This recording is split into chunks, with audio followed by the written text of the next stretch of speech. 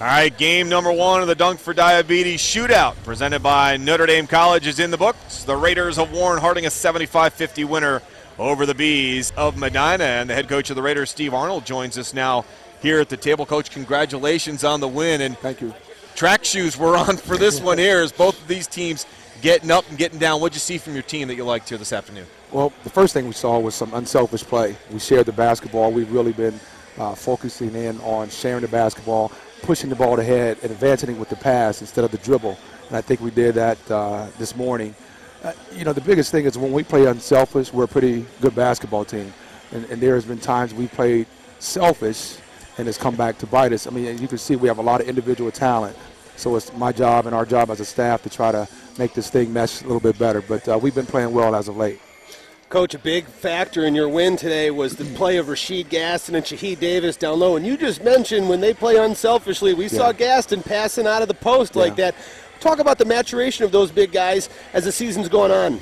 Well, number one, we've always been, our program, we always talk about being an inside-out team.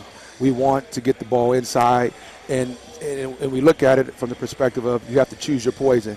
If you want to play one-on-one, I think our posts are good enough to really hurt you one-on-one. Now, if you want a double team or triple team, as Medina did today, we have the ability and the versatility to kick it out and make plays. So that's why we've always focused on inside out. Coach, we talked a lot about this during the broadcast, but how much does this set your team up as you get ready for sectional play and where this tournament comes at this point in the season? Right. It's really kind of invaluable when you're talking about league play.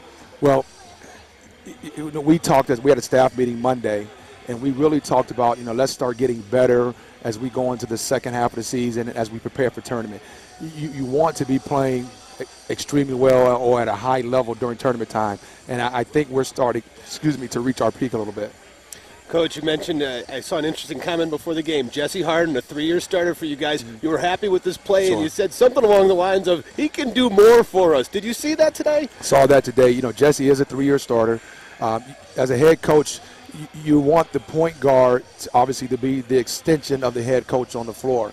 And Jesse has the ability to do that. I mean, he can make shots, but we want him to take more control offensively, defensively. And there are times you're in a game where he can't hear me making a call, and he needs to know what I'm thinking, and he can make the call. Coach, next year you're going over and you're going to be standing on the sidelines. Let me just ask you one thing. What were you thinking?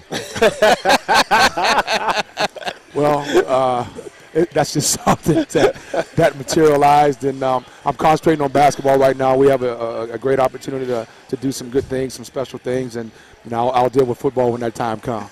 Well, we know you do a great job on both fields. Congratulations on this one here, but I guess one of your most famous alums is going to be playing in the Super Bowl next week. Talk a little bit about Mario Manningham and not only your relationship you have with him, but just how happy you are for everything he's accomplished. I'm happy for Mario. The story about Mario, and people won't believe this, and me and Mario talk about it, and we joke about it all the time. Mario was not going to play football as a sophomore, and that's the year I got the basketball job. And he came into the office, and he said, Coach, and his grandfather and his mom come into the office and says, Mario said he's not playing football. I says, Mario, young man, you're going to make some money one day. You need to go play football. I mean, he was actually in the office crying because he didn't want to play football. And it got to the point, I said, listen, I'm going to have to cut you from the basketball team if you don't play football. So needless to say, he made the right decision. And all of the community is happy for Mario, and we'll be watching Sunday. It sounds like he might have to give you the ring if he wins it. Yeah, he better give me something. Well, I think that answers Ryan's question. He was going to ask how many basketball players are going to be allowed to play football next year. I think we just got our answer. We'll zip that. We won't talk about that right now. Hey, good luck the rest of the season, Coach. Thank you very much. Thank you. Head Coach Steve Arnold, 75-50 winner here this afternoon over Medina. And he talked about the big fella, Rasheed Gaston, and how unselfish a play at a number 50, but he was just a beast down low, and he took advantage of some of the mismatches he had today, Ryan. Yeah, 6'8", 240. You see him in transition, dribbling it, putting it on the ground, getting to the basket. There he is with the big dunk, and as he mentioned, it's an inside-out team, and Gaston does such a terrific job passing and his ability to run. And then we talked about during the broadcast, Mike, this is a 6'8 guy who's playing up by half court trapping. So there's a lot of talent out of Rasheed Gaston. Yeah, and he talked about the unselfish play of his point guard. You were talking a little bit about, well, how good is Jesse Harden? 3 years starter. Well, he could be better. Well, as you heard Coach Arnold talk about, he was better and then some today because he really was the key to one of these MVPs that he won here today. Inside out, you see him taking the hole there. Did an excellent job shooting from behind the arc.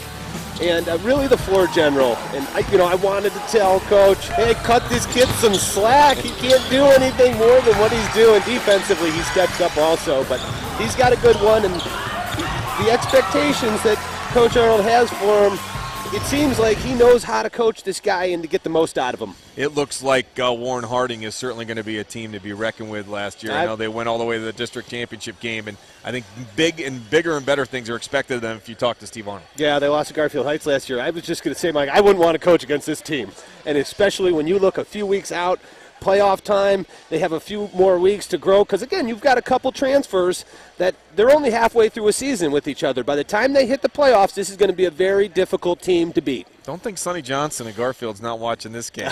When you know who's over in your area, you're watching them. Trust me, if it means a trip to the States. Well, Sonny Johnson. This isn't the first time he's seen this team play. Trust me. No question. He knows exactly what's coming, even though we're halfway through the season for the Bees, and we knew it would be an up-and-down game. We also knew one of the keys would be Billy Geske, and the junior did everything that he could to kind of keep his team in it, and he used Mason Schreck a lot. Schreck was the big body down below until he fouled out, but really a tough go for him battling with one big after another.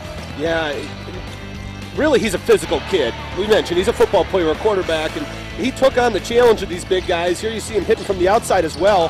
Mason Schreck he's a great basketball player. It's not his number one sport, as the coach knows. And Billy Geske, the problem that Medina had, it was just getting him open and getting those shots, because the penetration, that other level of the game that Billy Geske's so good at, was made so much more difficult because of the big guys inside. And, like I mentioned, from the corner, that's the shot he wanted. He was able to get that on a few occasions, but it's just so difficult with the big guys down low. It takes a big part of Billy Geske's offensive game away.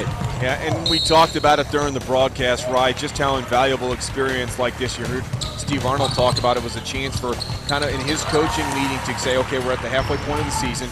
What have we done well, and what do we still need to work on? A lot has to do with the same thing with Anthony Stacy and the Battle and Bees. They're at the point now, and they've already said, we're not making any excuses for losing our best player. You've got to go forward with the players you had. But now the young players gain some invaluable experience. You get a team like this. Maybe you won't meet a team like this in the sectionals, but somewhere along the line, you're going to look back on this day that may help you somewhere farther down the road in the season. Well, I think that looking back on this day and learning a lesson from what happened out here today is already happening. Coach Stacy's going to talk to him and say, let's not look at the final scoreboard as any indication of how well we did today, but let's look at the first half. This is one of the best teams in the state, and we hung with them the entire time in the first half. We came out firing in the second half. We never gave up. So there's a lot of positives that Medina's going to take away from this. All right, big day of basketball here in our Dunk for Diabetes shootout presented by Notre Dame College.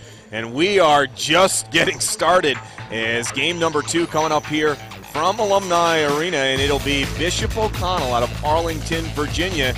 And they'll take on the Bengals of Benedictine. Ryan and I will have the call on that basketball game. And then Alderdice and Stowe, ASJ and Brush coming up at 5 o'clock. A rematch of the Division I state championship game. Pick Central and Ignatius, and the nightcap, Huntington Prep at St. Ed's. One of the best players in the country on Huntington Prep. So we will be here all morning, all afternoon, and all evening. Well, not us, but Sports Time Ohio will be. Of course, we hope you enjoyed game number 1. 75-50, the final. Steve Warren, our director, and Gene Winters, our producer here of game number 1.